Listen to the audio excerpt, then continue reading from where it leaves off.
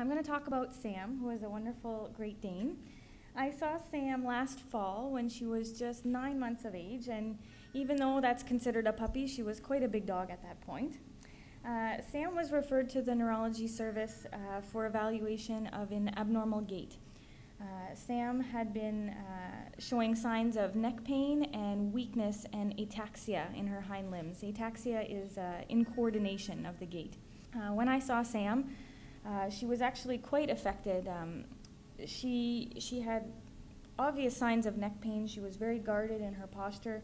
She had a lot of difficulty walking, especially on slippery surfaces, which unfortunately was the hallway to come down to meet me. She was slipping and sliding all over the place with her hind limbs.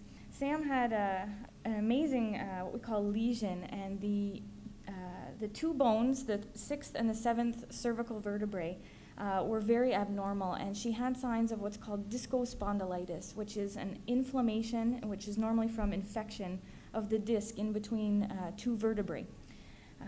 The 7th cervical vertebrae had actually fractured and had, instead of being in a straight line, had actually moved and was putting a significant amount of pressure on her spinal cord, and this is why she was having difficulty walking. We started her on an antibiotic. We eventually added a second one. We treated her pain with anti-inflammatory medications, but over the months we had Sam back for reevaluations. We continued to take x-rays to make sure that the two bones, that the infection was leaving and that the two bones fused together properly. Because the bones are so far, so deep into her neck, they fuse together and they don't actually, despite this fusion, she still has a very good range of motion. She is a little bit stiff from time to time. But at this point, she's made a full recovery. We've had to add a low dose of anti-inflammatory medication every day to keep Sam comfortable due to the compression on her spinal cord. But otherwise, she's back to being a young Great Dane, running around and playing. And she's made an amazing, amazing recovery. I didn't know if Sam would actually leave the hospital when she stayed in. Her biggest sign was the head started staying down towards the ground, and as a couple weeks went by, she actually couldn't even lift it anymore, so she's kind of like walking like this. And then she couldn't get up the stairs, 2 flights of stairs from my living room to my kitchen, and this is, now it was really starting to become a situation, a bad one. And so at that point, pretty much at her worst, our local vet, she had diagnosed her, not officially, but most likely with all the symptoms that she had with Wobbler's syndrome. I don't know if you're all aware of that, but it's certainly, it's a bad disease, if you will, probably fatal. So anyway, we had that in mind, and we went on internet and we checked out ourselves what it was, the symptoms, and indeed Sam did seem at that time to have Wobbler's syndrome. But then came the worst part, because of what Andrea was saying, that there was no cushion in the disc, which we didn't know at that time.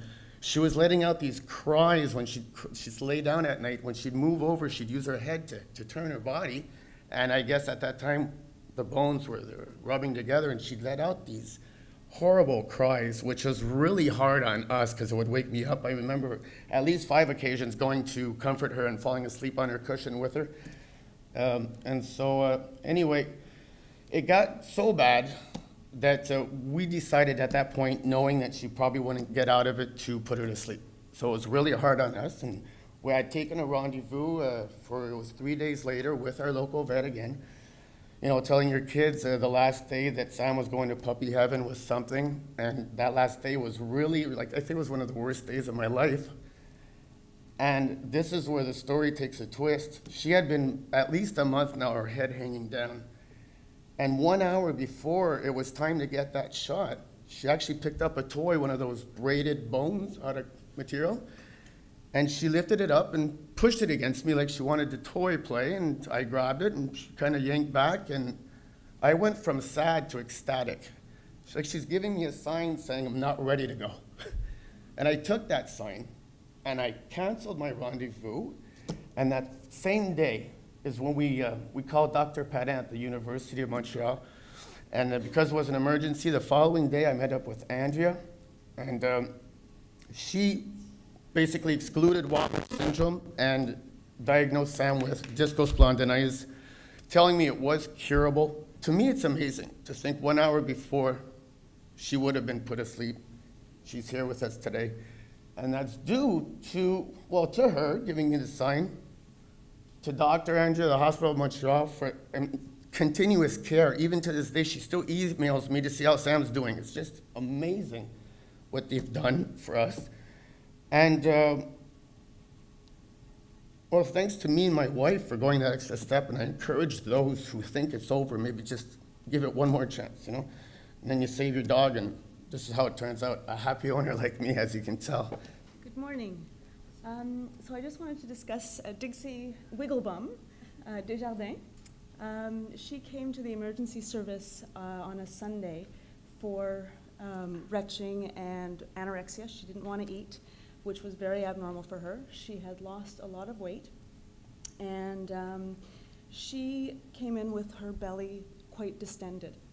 And she had had a surgery a few weeks prior, and assuming with the distension of her belly, the assumption by the emergency vet thought that she had what we call a gastric dilation volvulus.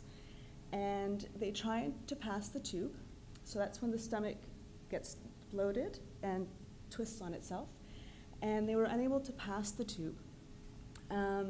And not knowing why they weren't able to, they just figured it was because the stomach was twisted on itself.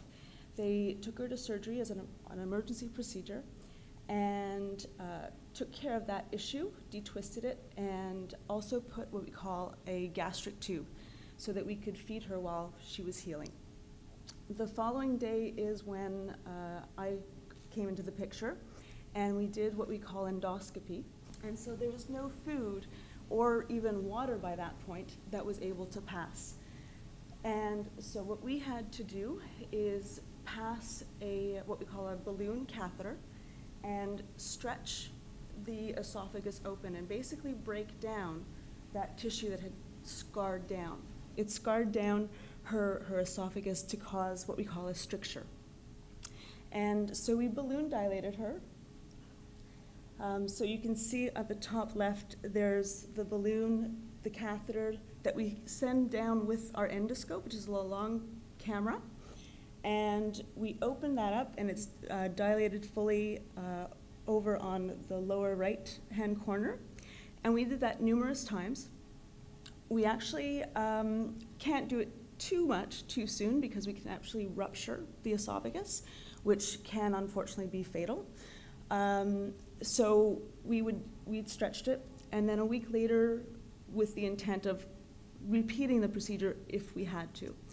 Unfortunately, the following week, it had come right back down to where it had been, and we stretched her esophagus 6 times, and finally, what we decided to do is put what we call an esophageal stent. So this is the esophageal stent, and Dr. Marilyn Dunn and Dr. Lara Rose and I placed the stent in her esophagus, hoping to keep the esophagus dilated so that food and water could pass. But unfortunately, Dixie didn't read the textbooks, and she decided she was going to scar back down again.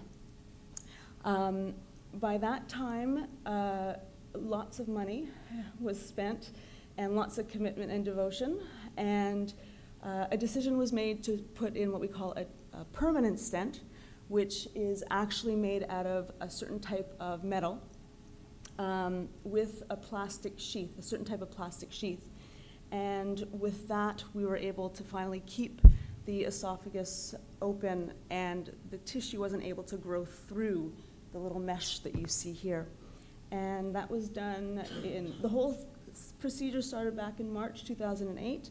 The permanent stent was placed in fall of 2008, and Dixie has been doing extremely well ever since. She's actually able to eat solid food now. She plays, and both Madame Desjardins and Dixie have an excellent quality of life again.